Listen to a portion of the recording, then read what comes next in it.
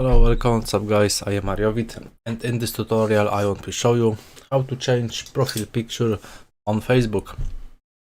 I will show you how to do it, so you may leave like, subscribe, share to others, write a comment.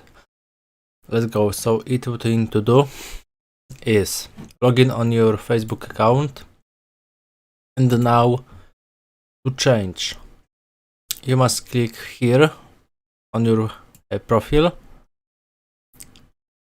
apparat here, and now you here have option like upload photo, and now you may choose a picture which you need. Okay, for example this. You may set, I make zoom, also write description, set make temporary or permanent, and save. Okay, and after a few seconds, as you can see, we did it.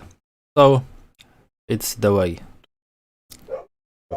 change profile picture. So thanks for watching. You may like, subscribe, share to others. Bye bye, see you next time. Thanks.